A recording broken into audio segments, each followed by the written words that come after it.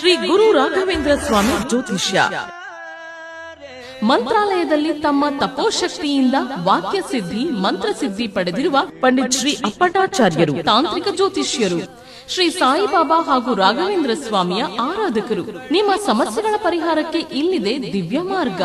Divorce problem, ಅನಾರೋಗ್ಯ, ಪ್ರೇಮ ವಿಚಾರ, ಸಂತಾನ, ಸಾಲಬಾಧೆ, ಕೋರ್ಟ್ ಕೇಸ್, ವ್ಯಾಪಾರ, ಮಾಟ ಮಂತ್ರ ತಡೆ, ಶತ್ರುಕಾಟ, ಕೌಟುಂಬಿಕ ಕಲಹ, ಇನ್ನೂ ನಿಮ್ಮ ನಿಗೂಢ ಗುಪ್ತ ಸಮಸ್ಯೆಗಳಿಗೆ ಶ್ರೀ ರಾಘವೇಂದ್ರ ಸ್ವಾಮಿಯ ಮೂಲ ಬೃಂದಾವನ ರಹಸ್ಯ ಬಲಿಷ್ಠ ಪೂಜಾ ಶಕ್ತಿಯಿಂದ ಕೆಲವೇ ದಿನಗಳಲ್ಲಿ ಶಾಶ್ವತ ಪರಿಹಾರ ಶತಸಿದ್ಧ. ವಿಶೇಷ ಸೂಚನೆ: ಅಲ್ಲಿ ಇಲ್ಲಿ ಕೇಳಿ ಎಲ್ಲೂ ಪರಿಹಾರವಾಗದ ನಿಮ್ಮ ಸರ್ವ ಸಮಸ್ಯೆಗಳಿಗೆ ಇಲ್ಲಿದೆ ದಿವ್ಯ ಮಾರ್ಗ. ನಂಬಿಕೆಟ್ಟವರಿಲ್ಲವೋ ಈ ರಾಯರ. ನೀವು ಬಯಸುವ ನೆಮ್ಮದಿಯ ಜೀವನಕ್ಕಾಗಿ ಒಮ್ಮೆ ಸಂಪರ್ಕಿಸಿ. ಶ್ರೀ ಗುರು ರಾಘವೇಂದ್ರ ಸ್ವಾಮಿ ಜ್ಯೋತಿಷ್ಯ, ಪಂಡಿತ್ ಶ್ರೀ ಅಪ್ಪಟಾಚಾರ್ಯರು. ಫೋನಿನ ಮೂಲಕ ಪರಿಹಾರ. ಮೊಬೈಲ್ ಸಂಖ್ಯೆ 9008111181. ಓಂ ಶ್ರೀ ಗುರುಭ್ಯೋ ನಮಃ. ಎಲ್ರಿಗೂ ನಮಸ್ಕಾರ. ಇವತ್ತಿನ ವಿಡಿಯೋನಲ್ಲಿ ವರಮಹಾಲಕ್ಷ್ಮಿ ಹಬ್ಬ ಮತ್ತು ನಮ್ಮ ರಾಯರ ಆರಾಧನೆ ಎರಡೂ ಕೂಡ ಹಿಂದೆನೇ ಇದೆ.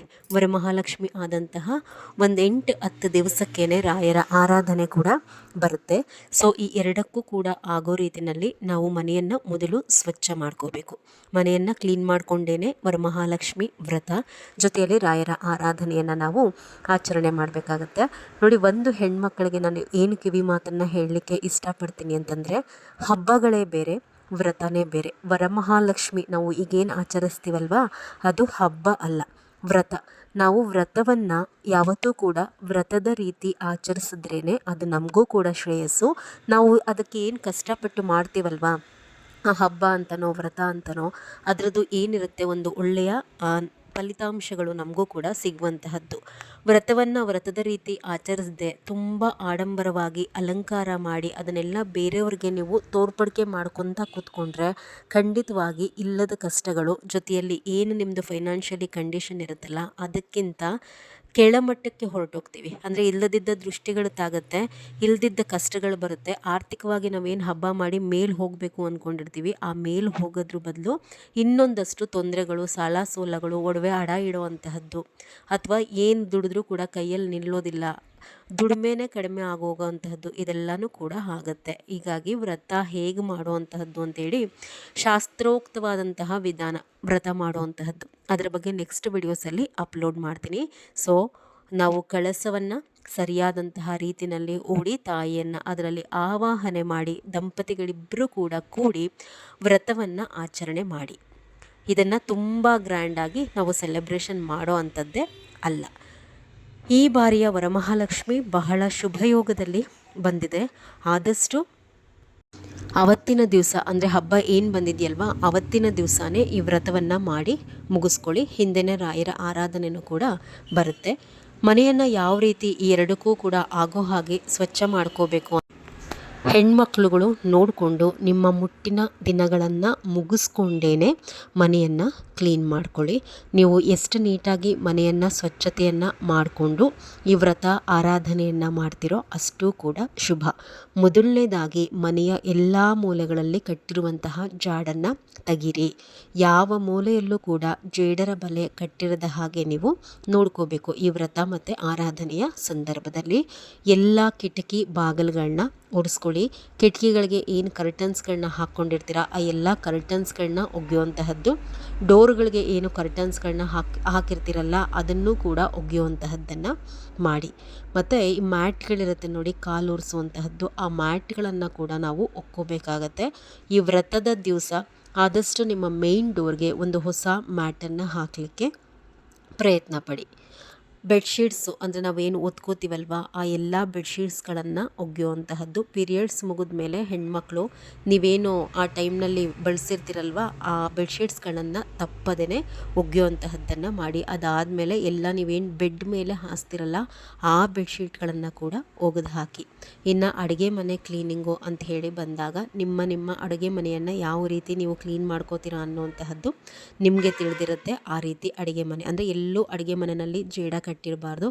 ಆದಷ್ಟು ಎಲ್ಲ ಬಾಕ್ಸ್ಗಳು ನೀವೇನು ಧಾನ್ಯಗಳನ್ನು ತುಂಬ್ತಿರಲ್ವ ಆ ಎಲ್ಲ ಬಾಕ್ಸ್ಗಳನ್ನು ಕ್ಲೀನ್ ಮಾಡಿ, ಮತ್ತು ಮೇಲೇನಾದರೂ ಪಾತ್ರೆಗಳೆಲ್ಲ ಇಟ್ಟಿದ್ರೆ ಆ ಎಲ್ಲ ಶೆಲ್ಫ್ ಮೇಲಿರುವಂತಹದ್ದು ಎಲ್ಲ ಧೂಳು ಪೂರ್ತಿ ತೆಗೆದು ಎಲ್ಲ ಪಾತ್ರೆಗಳನ್ನು ಕ್ಲೀನ್ ಮಾಡ್ಕೊಳ್ಳೋ ಅಂತಹದ್ದನ್ನು ಮಾಡ್ಕೊಳ್ಳಿ.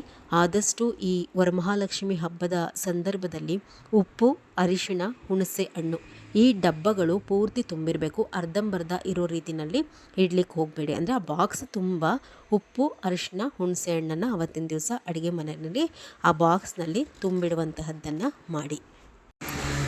ವಿಶೇಷವಾಗಿ ಯಾರ ಮನೆಯಲ್ಲಿ ನಾನ್ ವೆಜ್ಜನ್ನು ಮಾಡ್ತೀರಾ ಅಲ್ವಾ, ಈಗ ನೀವೇನೆಲ್ಲ ಈ ರೀತಿ ಕಷ್ಟಪಟ್ಟು ಮನೆಯನ್ನು ಪೂರ್ತಿ ಕ್ಲೀನ್ ಮಾಡ್ಕೊತೀರಾ, ಆ ಎಲ್ಲ ಕ್ಲೀನ್ ಮಾಡ್ಕೊಂಡಾದಮೇಲೆ ಆದಷ್ಟು ಕೂಡ ಮನೆಯಲ್ಲಿ ನಾನ್ ವೆಜ್ಜನ್ನು ಬೇಯಿಸ್ಲಿಕ್ಕೆ ಹೋಗಬೇಡಿ. ಅಡುಗೆ ಮನೆಯಲ್ಲಿ ಅದು ನೀವು ಈ ರೀತಿ ಆ ನಾನ್ ವೆಜ್ಜನ್ನು ಮಾಡ್ದಲೇ ಏನು ಮನೆ ಕ್ಲೀನ್ ಮಾಡ್ಕೊಂಡಿರ್ತೀರ ಅದೇ ರೀತಿಯಲ್ಲಿ ವರಮಹಾಲಕ್ಷ್ಮಿ ವ್ರತ ಜೊತೆಯಲ್ಲಿ ಆರಾಧನೆ ಮಾಡಿದ್ರೆ ಶುಭ.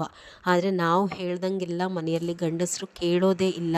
ನಮ್ಮ ಮನೆಯಲ್ಲಿ ಮಾಡಲೇಬೇಕು ಅಂತಂದರೆ ವಿಧಿ ಇಲ್ಲ, ಮಾಡ್ಕೊಳ್ಳಿ. ಇದಾದಮೇಲೆ ವ್ರತ ಹತ್ತಿರ ಮಾಡಿಕೊಂಡು ಸ್ವಲ್ಪ ಅಡುಗೆ ಮನೆಯನ್ನು ವ್ರತ ಮಾಡೋಂತಹ ಟೈಮಲ್ಲಿ ಸ್ವಲ್ಪ ಗೋಮೂತ್ರ ಎಲ್ಲ ಹಾಕಿ ಅಡುಗೆ ಮನೆ ಒರೆಸ್ಕೊಂಡು ಕ್ಲೀನ್ ಮಾಡ್ಕೊಳ್ಳೋರಂತೆ. ಆದಷ್ಟು ಇನ್ನು ನೀವು ದೇವರಿಗೆ ಏನು ಸೀರೆ ಬಳೆ ಎಲ್ಲ ತಗೊಂಡು ಬರ್ತೀರಲ್ವ, ಆ ಸೀರೆ ಬಳೆ ಕಳಸದ ಸಾಮಾನುಗಳನ್ನ ತುಂಬ ಬೇಗ ತಂದಿಟ್ಕೋಬೇಡಿ. ಏಕೆ ಅಂತಂದರೆ ನಾವು ಪದೇ ಪದೇ ಆ ದೇವರಿಗೆ ಉಡಿಸುವಂತಹ ಸೀರೆಯನ್ನು ಆ ಕೈಯಲ್ಲಿ ಈ ಕೈಯಲ್ಲಿ ಮುಟ್ಟುವಂತಹದ್ದು, ಕೆಲವೊಂದೆಲ್ಲ ಬೇರೆ ಬೇರೆ ಜಾಗದಲ್ಲಿ ಇಡುವಂತಹದ್ದು, ಅಥವಾ ನಾವೇನು ಬಟ್ಟೆಗಳನ್ನ ಬಳಸ್ತೀವಲ್ವ ಆ ಬಟ್ಟೆ ಜೊತೆಯಲ್ಲೆಲ್ಲ ದೇವರಿಗೆ ಉಡಿಸುವಂತಹ ಸೀರೆಯನ್ನು ಉಡಿಸುವಂತಹದ್ದು, ಆ ರೀತಿ ಎಲ್ಲ ನಾವು ಮಾಡಬಾರ್ದು. ಜೊತೆಯಲ್ಲಿ ಇನ್ನೊಂದು ನೀವೇನು ಮಾಡ್ತೀರಾ ತಪ್ಪು ಅಂತಂದರೆ, ತುಂಬ ಬೇಗ ಸೀರೆ ತಂದಿಟ್ಕೊಂಡಿರ್ತೀರ. ಈಗ ಮನೆಗೆ ಬಂದವರೆಲ್ರಿಗೂ ಕೂಡ ನಾನು ವರಮಹಾಲಕ್ಷ್ಮಿ ಹಬ್ಬಕ್ಕೆ ಈ ಸೀರೆ ತೊಗೊಂಡಿದ್ದೀನಿ ನೋಡಿ ನೋಡಿ ಅಂತ ಹೇಳಿ ತೋರಿಸ್ತೀರ. ಆ ತೋರಿಸುವಾಗ ನೀವು ಆ ಸೀರೆಯನ್ನು ಬೇರೆಯವ್ರ ಕೈಲಿ ಕೊಟ್ಟೇ ಕೊಡ್ತೀರಾ. ಅವರು ಕೂಡ ಆ ಕೈಲಿ ದೇವ್ರಿಗೆ ಉಡಿಸುವಂತಹ ಸೀರೆಯನ್ನು ಮುಟ್ಟುತ್ತಾರೆ. ಈ ರೀತಿಯೆಲ್ಲ ನಾವು ಮಾಡಿ ಅದನ್ನು ಕಳಸಕ್ಕೆ ಉಡಿಸುವಂತಹದ್ದು ಶುಭ ಅಲ್ಲ. ನಾವು ತಗೊಂಡು ಬಂದ್ರೂ ಕೂಡ ತುಂಬ ಈಗ ನಮ್ಗೆ ಹತ್ತಿರ ಮಾಡ್ಕೊಂಡು ಟೈಮ್ ಆಗೋದೇ ಇಲ್ಲ, ಅಥವಾ ಬೇರೆ ಕಾರಣಗಳಿಂದ ನಾವು ಬೇಗ ತಗೊಂಡು ಬಂದುಬಿಟ್ಟಿರ್ತೀವಿ ಅಥವಾ ತಗೊಂಡು ಬಂದಿದ್ದೀವಿ ಈಗಾಗಲೇ ಅನ್ನುವಂಥವ್ರು ಒಂದು ಒಳ್ಳೆ ಮಡಿಯಾದಂತಹ ಜಾಗದಲ್ಲಿ ಆ ಸೀರೆನ ಕ್ಲೀನಾಗಿ ಎತ್ತಿಟ್ಬಿಡಿ. ಬಂದವ್ರ ಕೈಲೆಲ್ಲ ಕೊಡಬೇಡಿ. ಯಾಕೆಂದರೆ ಯಾರಿಗೆ ಮುಟ್ಟು ಮೈಲಿಗೆ ಇರುತ್ತೋ ಅಥವಾ ಅವ್ರು ಯಾವ ಪರಿಸ್ಥಿತಿಲಿ ಇರ್ತಾರೋ ಅದು ಯಾವುದು ಕೂಡ ನಮಗೆ ಗೊತ್ತಿರೋದಿಲ್ಲ. ಬಂದವರ ಕೈಲೆಲ್ಲ ಆ ಸೀರೆಯನ್ನು ಕೊಡಲಿಕ್ಕೆ ಹೋಗಬೇಡಿ. ನಾನು ನಿಮಗೆ ಮೊದಲೇ ಹೇಳಿದೆ, ಬಹಳ ಶಾಸ್ತ್ರೋಕ್ತವಾಗಿ ಕಳಸವನ್ನು ಸರಿಯಾಗಿ ಹೂಡಿ ಪೂಜೆಯನ್ನು ಮಾಡಬೇಕು.